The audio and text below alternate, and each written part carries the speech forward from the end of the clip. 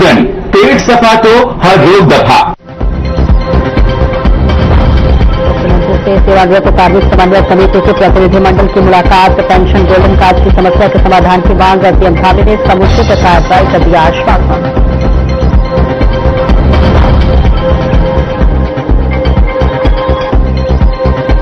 परिवार रजिस्टर विवाद अनिश्चितताओं को लेकर बैठक, सीएम धामी की अध्यक्षता में हुई उच्चस्तरीय बैठक, निष्पक्ष और समयबद्ध जांच के दिए गए निर्देश।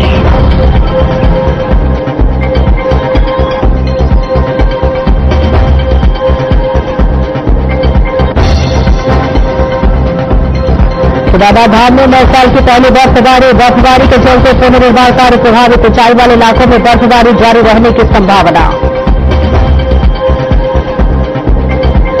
अब विकासनगर में गुलदार का आतंक, ग्रामीण में दहशत का माहौल, बस्ती में गुलदार आने की सूचना पर वन महकमा सतर्क।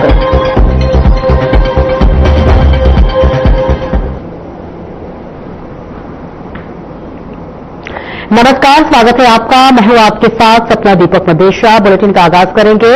अंकिता भंडारी हत्याकांड में सीबीआई जांच की मांग को लेकर सर्वदलीय प्रतिनिधिमंडल ने हजारों की तादाद में रैली निकालकर प्रदर्शन किया है। इस दौरान प्रदर्शनकारियों ने बीजेपी के प्रदेश प्रभारी दुष्यंत कुमार गौतम के इस्तीफे की मांग की है। साथ ही अंकिता हत्याकांड की सीबीआई जांच की मांग को लेकर जोरदार प्रदर्शन किया। प्रदर्शनकारियों का कहना है कि बीजेपी का नारा विफल साबित हो रहा है, जो कि बीजेपी कहती है बेटी बचाओ बेटी पढ़ाओ, और उन्हीं के नेता हमारे प्रदेश की बेटियों के साथ ऐसा घृत कार्य कर रहे हैं जो कि दुर्भाग्यपूर्ण है। हम प्रदर्शन इसलिए कर रहे हैं कि प्रदेश में इतना बड़ा मामला चल रहा है मगर प्रदेश के मुखिया मौन है।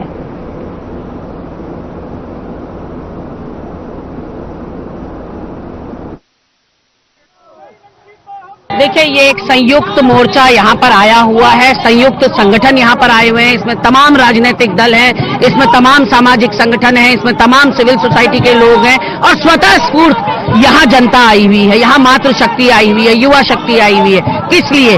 क्योंकि धामी सरकार फेल साबित हो गई है। पिछले 3 साल से अंकिता भंडारी को न्याय नहीं मिल पाया है, उसकी चीख आज तक हमारे कानों में गूंजती है। आप जिस तरह से साक्ष्यों को, तथ्यों को, सबूतों को तोड़ रहे हैं, मरोड़ रहे हैं, तो निश्चित रूप से उत्तराखंड की जनता देख रही है और आंखों देखी मक्खी निगली नहीं जाती। मैं धामी जी से कहना चाहती हूँ, आपको नैतिक आधार पर कुर्सी में रहने का कोई अधिकार नहीं है। जिस तरह से आपके कार्यकाल में महिला अपराध में हम नंबर 1 बन गए 9 हिमालयी राज्यों में, हम जिस तरह से 15 से 20% महिला अपराध बढ़ोतरी हो गई आपके राज्य में, हम सुरक्षित महसूस नहीं कर रहे हैं। और पहले क्या होता था कि पहले समाज का व्यक्ति गलती करता था, दुष्कर्म या बलात्कार करता था, डकैती करता था, हत्या करता था और हम न्याय सरकार से मांगते थे। यहाँ तो सरकार बर्बाद गुलुस्ता को करने बस एक ही उल्लू काफी था।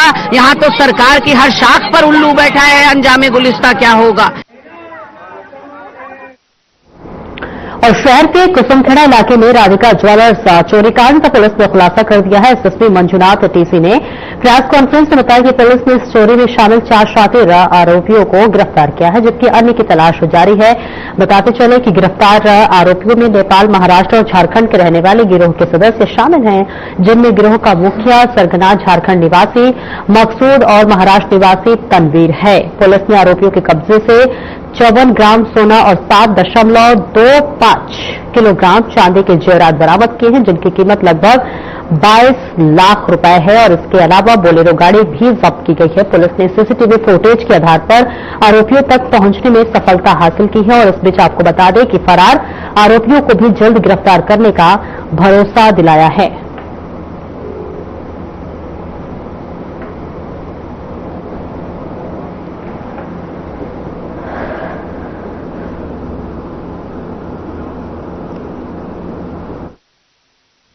हाल ही में दिनांक 21 दिसंबर को हल्द्वानी में एक सूचना आई, आप सभी लोग उससे अवगत है कि किस तारीख को एक घटना सामने आई जिसमें राधिका ज्वेलर्स है मुखानी में, राधिका ज्वेलर्स में एक जो है सेंधमारी करते हुए बगल की दुकान में किराएदार बन के आए थे कुछ लोग, और उनका सत्यापन नहीं कराया था बगल की दुकानदार ने, और उन्होंने किराएदार होने का नाटक किया पिछले 1 महीने से, और जो है उस दुकान में दीवार में सेंध मारते हुए राधिका ज्वेलर्स में उन्होंने नकबजनी करके वहां का जो ओपनली जो रखे थे आइटम्स, विभिन्न प्रकार की चांदी और चांदी के गिट्टे और चांदी का जेवर और सोने का गिट्टे जो है चोरी हो गई थी। ये सभी को चर्चित मामला था।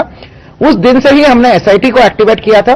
क्राइम में विशेष रुचि रखने वाले समस्त पुलिस पर्सनल्स को एक्टिवेट किया था।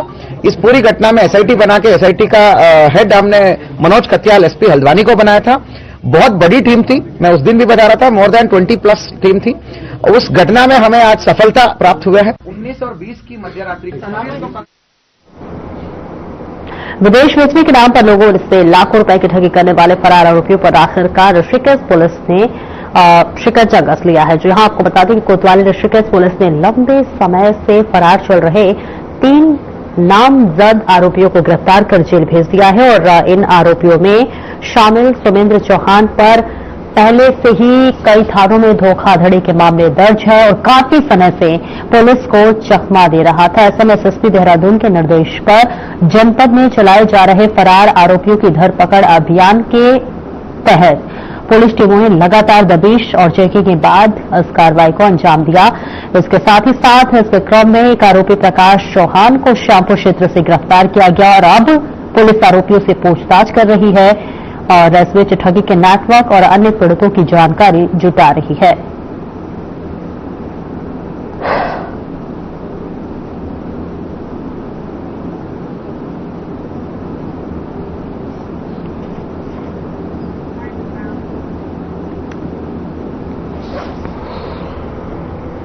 और जनपद उधम सिंह नगर के जसपुर में एक बार फिर से हमारी खबर का असर देखने को मिला है। जी हां, जसपुर नगर क्षेत्र में नशेड़ियों के मारपीट और स्मैक से जुड़े वायरल वीडियो को हमारे चैनल ने प्रमुखता से प्रकाशित किया, जिसके बाद जनप्रतिनिधि और प्रशासन हरकत में आया। वायरल वीडियो का संज्ञान लेते हुए जसपुर कोतवाली पुलिस ने त्वरित कार्रवाई की और स्मैक तस्करी में लिप्त 2 आरोपियों को गिरफ्तार कर लिया गया है। तो वहीं पुलिस ने रात्रि गश्त के दौरान चेकिंग के समय कब्रिस्तान से मोहल्ला नत्था सिंह जाने वाली गली से दोनों आरोपियों को स्मैक बेचते हुए रंगे हाथों पकड़ लिया। जी हां, इसके साथ ही पुलिस का कहना है कि नशे के खिलाफ ये अभियान लगातार जारी रहेगा और जसपुर को नशा मुक्त बनाने के लिए सख्त कार्रवाई की जाएगी।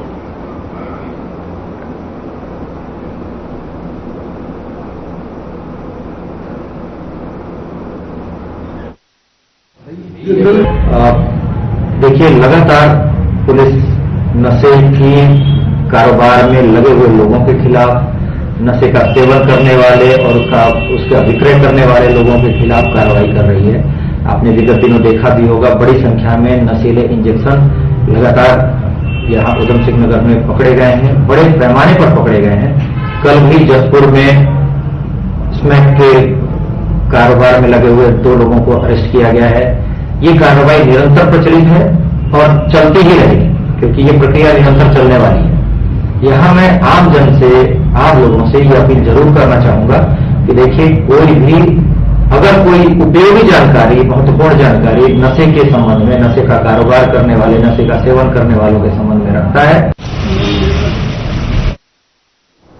देहरादून में बढ़ते प्रदूषण और सर्दियों के दौरान कूड़ा जलाने की बढ़ती घटनाओं को देखते हुए नगर निगम की पूरी तरह एक्शन मोड में आ गया है और इस बीच नगर निगम की टीम ने शहर के विभिन्न इलाकों में छापेमारी कर कूड़ा जलाने वालों के खिलाफ सख्त चलानी कार्रवाई शुरू कर दी है। और उसके साथ ही मुख्य नगर स्वास्थ्य अधिकारी डॉक्टर अविनाश खन्ना ने बताया है कि तापमान गिरने के बाद लोगों द्वारा कूड़ा जलाकर हाथ कांपने की लगातार शिकायतें मिल रही थी। इस कार्रवाई में नगर निगम के कुछ कर्मचारियों के साथ शिक्षण संस्थानों और दुकानदारों पर भी चालान किए गए। उन्होंने कहा कि सर्दियों में यह समस्या गंभीर रूप से ले लेती है, जिस पर नियंत्रण के लिए लगातार अभियान चलाया जा रहा है।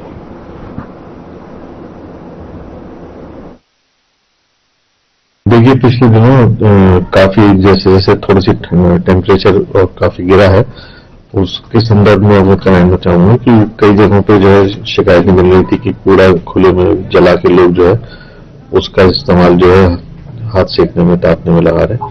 तो ऐसे कई हमारे कर्मचारी भी पाए गए, पकड़े गए, जिनके की सुबह की पारी में देखा गया कि वे लोग खुद ही स्वयं कूड़े मार लगा रहे थे, तो उनके विरुद्ध भी चालानी कार्रवाई करी गई है।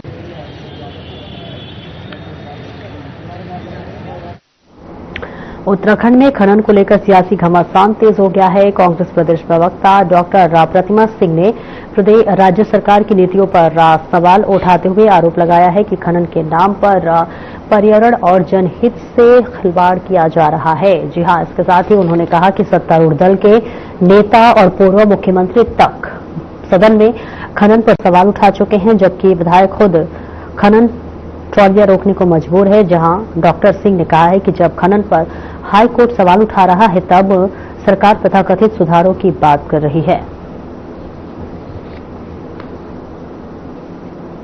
सर्टिफिकेट कि भाई आप हमारे हिंदुत्व की रक्षा करेंगे कहा जा सकता है, जिसकी खुद की पार्टी के लोग कह रहे हैं, उनके पूर्व मुख्यमंत्री सदन में खड़े होकर कह रहे हैं कि हमारा जो प्रदेश है, हमारे जो प्रदेश के मुखिया हैं वो खनन माफिया हो चुके हैं। खुद के विधायक खनन की ट्रॉलियां रोक रहे हैं, हाई कोर्ट तक जिस पे सवाल कर रहा है, उसके बाद आप खनन सुधार की बात कर रहे हैं। आप 200 करोड़ की प्रोत्साहन राशि दे रहे हैं कि जाइए और जाकर के नदियों का सीना चीरने का कार्य करिए और जाकर के जंगलों को काटने का कार्य करिए। अभी तो आपने धराली देखी, थराली देखी, चमोली देखी, केदारनाथ देखा, जाइए और जाकर के आपदाओं को झेलने का कार्य करिए। ये प्रोत्साहन राशि देने का उनका मकसद है। पूरी अरावली तो बेच दिया आपने अपने मित्र को, उत्तराखंड भी बेच दिया आधा से ज्यादा अपने मित्रों को। मुझे लगता है कि इन्हें ये समझ नहीं आ रही दिया आज तक उनको कोई सर्टिफिकेट कि भाई आप हमारी की रक्षा करेंगे। वो तो हम देखते हैं, अरे हम तो अपने कॉलेज में ही देखते हैं।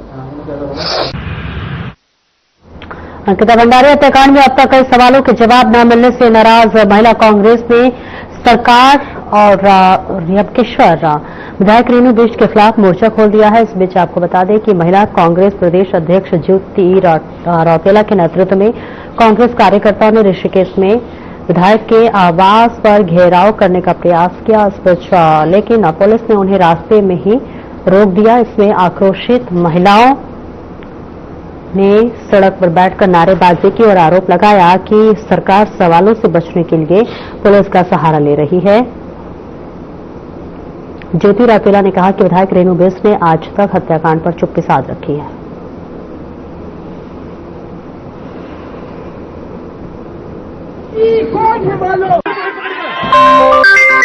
2022 में सितंबर में जिस तरीके से अंकिता के साथ यौन शोषण की कोशिश करी, उनकी हत्या हो गई और आज 3.5 साल बाद हम लोग लगातार ये बात करते हुए कि आधा अधूरा न्याय अंकिता को मिला, लेकिन 3.5 साल बाद जैसे भाजपा के पूर्व विधायक सुरेश ठाकुर की पत्नी ने बोला कि जिस दिन अंकिता के साथ यौन शोषण की कोशिश की गई, उनकी हत्या हुई, उस दिन उनका जो उत्तराखंड प्रभारी है दुष्यंत गौतम जो वहां पर मौजूद थे।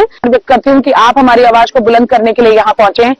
और रही बात वीआईपी के नाम के उजागर होने की, इतने समय से न्याय की मांग कर रहे हैं, इन्हीं के मंत्री द्वारा अभद्र भाषा का प्रयोग किया जाता है। अगर वो रेखा जो उनकी उर्मिला सोनकर की मैं यहाँ बात कर रही हूँ, अगर वो उनकी पत्नी नहीं है तो एक मीडिया की प्रेस वार्ता जब हुई है तो उन्होंने मांग भरी है और उन्होंने कहा है कि ये एआई से हुआ। एआई तो किसी की कोई मांग नहीं भरता और ना इतने गंदे शब्दों का या किसी अश्लील फोटो को एआई दिखाता है।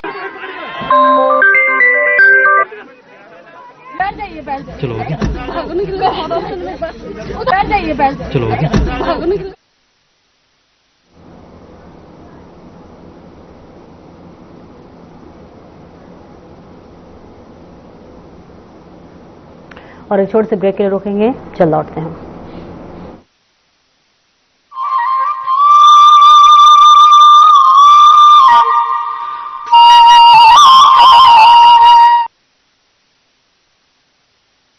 कुछ लोग खाते पीते तो बहुत बढ़िया हैं, पर फिर भी उनकी सेहत नहीं बनती।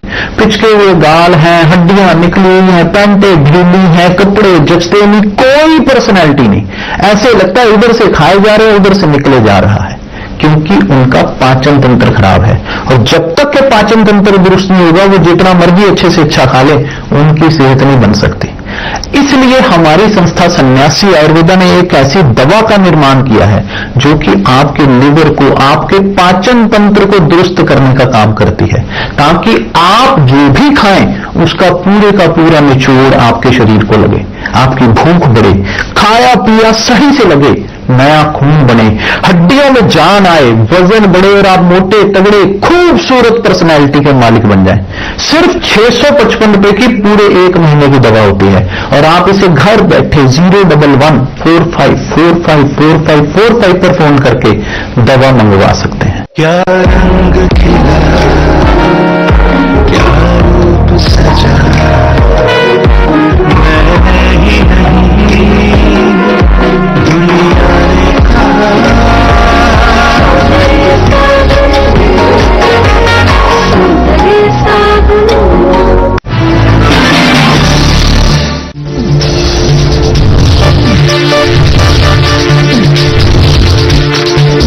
साधना इंस्टीट्यूट के छात्र हर साल नए नए जगहों पर नए नए संस्थानों पर काम करने के लिए जाते हैं, उन्हें प्लेसमेंट मिलता है और साथ ही साथ वो संस्थानों का और साधना इंस्टीट्यूट का नाम भी रोशन करते हैं। तो अगर आप इलेक्ट्रॉनिक मीडिया मास कम्युनिकेशन में अपना करियर बनाना चाहते हैं तो साधना इंस्टीट्यूट आपके लिए एक सबसे बढ़िया विकल्प है।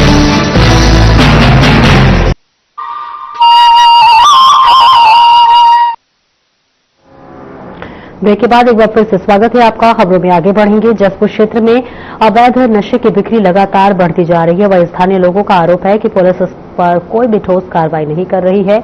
हालात इतने बिगड़ गए हैं कि नशे की बिक्री वाली जगह पर आपस में नशे में धुत युवकों के बीच झगड़े होने लगे हैं। और इस बीच आपको बता दें कि हाल ही में ऐसी ही एक घटना वीडियो बनाकर सोशल मीडिया पर वायरल हुआ, जहां स्थानीय नागरिकों का कहना है कि इस जगह लंबे समय से खुलेआम अवैध नशे की बिक्री हो रही है। कई बार शिकायतें करने के बावजूद न तो पुलिस की ओर से कोई सख्त कार्रवाई की गई और न ही नशा बेचने वालों पर कोई प्रभावी रोक लगाई गई। वहीं नगर के विधायक और पूर्व विधायक ने पुलिस प्रशासन से मांग की है कि अब नशे की बिक्री पर तुरंत कड़ी कार्रवाई की जाए और दोषियों को तुरंत गिरफ्तार किया जाए।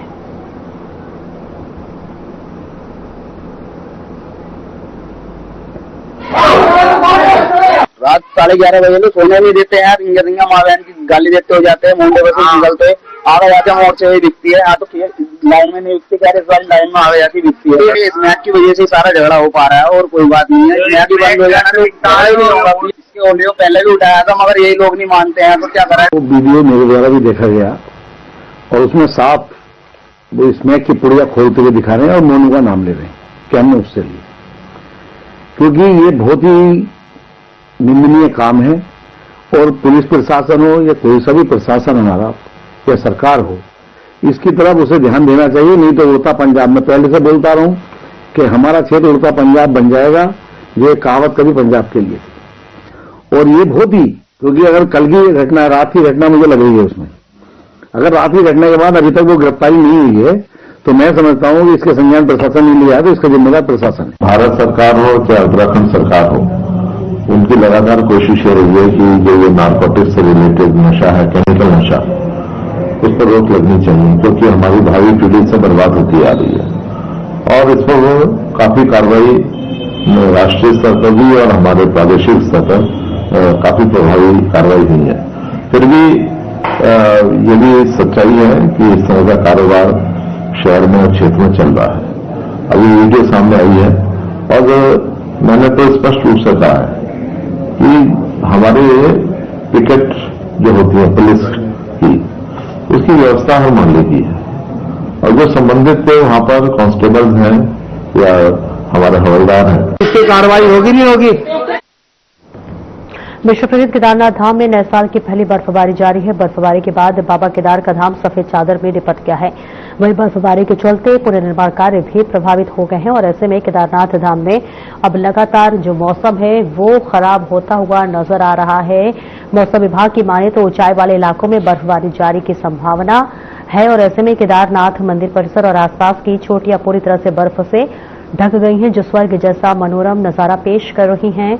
हालांकि केदारधाम के कपाट शीतकाल के लिए बंद होने के कारण यहां कोई भी यात्री नहीं है, परंतु पुनर्निर्माण कार्यों पर बर्फबारी का असर पड़ सकता है।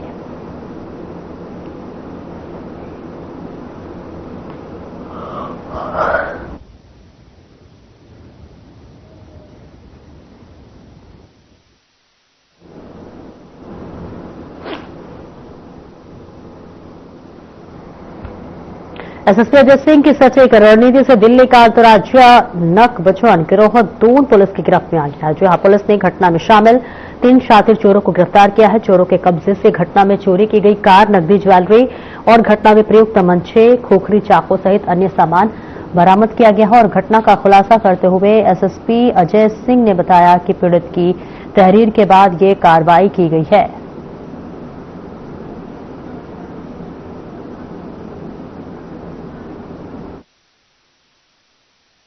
घर में चोरी की वारदात हुई थी, क्योंकि चोरी की वारदात के साथ साथ चोरों ने जो है वहां नई खड़ी कार को भी चुरा के ले गए थे। तो कहीं ना कहीं ऐसा लग रहा था कि जो जब इस तरह की गाड़ियां चोरी की जाती तो कहीं ना कहीं उस गाड़ी का प्रयोग जो है किसी आपराधिक वारदात में होने की पूरी संभावना रहती है। और इसमें भी ऐसी हुआ, जिस गाड़ी से वो चोरी करने आए थे, दिल्ली से पूरा गैंग था, वो खुद गाड़ी चोरी की थी, उसमें चोरी की थी। और उसको उनको ये सोचकर कि वो गाड़ी को उसको उन्होंने कटवा दिया कबाड़ी के यहाँ, और जो गाड़ी यहाँ से चोरी करके ले गए थे जो हमारे वादी है उनके घर से, उस पर जो है फर्जी नंबर प्लेट लगाकर उसी गाड़ी से अन्य वारदात को देने अंजाम जो है ये घूम रहे थे। तो इसमें पुलिस ने भी इनसे जो है इसमें 3 लोग इसमें अरेस्ट हुए हैं अभी टोटल।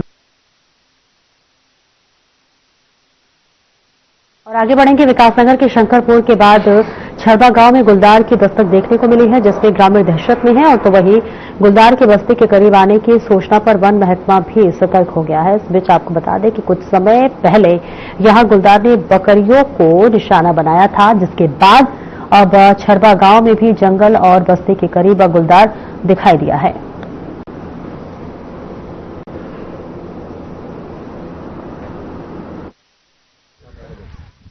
जी, मेरा नाम प्रीति है, मैं छरबा की निवासी हूँ। जी, यहाँ पे ये बगेरा नाम का जानवर है। ये आसपास यहाँ हम रहते हैं तो छोटे छोटे बच्चे हैं, इसका बहुत डर रहता है।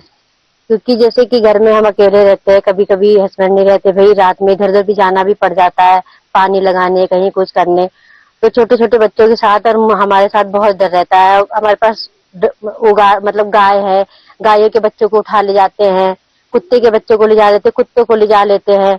इसकी वजह से ना हमें बहुत दिक्कत होती है। तो मैं जंगलात वालों से यही चाहती हूँ कि इसका मतलब इनके लिए कुछ करें।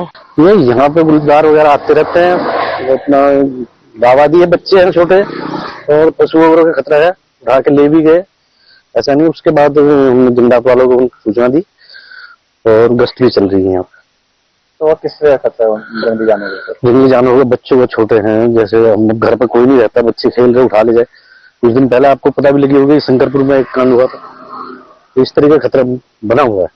गुलदार की जो हमारे को सूचना आ रही है वो छरबा ग्राम सभा से, और छरबा ग्राम के जो प्रधान जी हैं वो लगातार जो है मैं उनके संपर्क में हूँ। मैं उनके घर पर भी जाके मीटिंग मैंने की है, कल भी की है, परसों भी की थी, और कल रात 12:30-1 बजे तक मैं खुद छरबा गाँव में जो है गश्त पे था।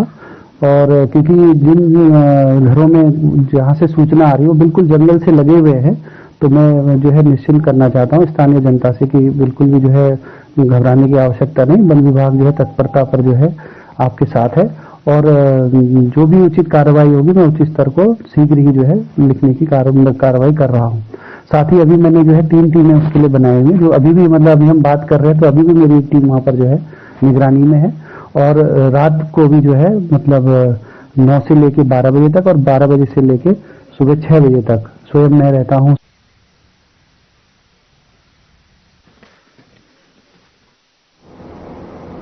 फिलहाल इस बुलेटिन में इतना ही। नमस्कार।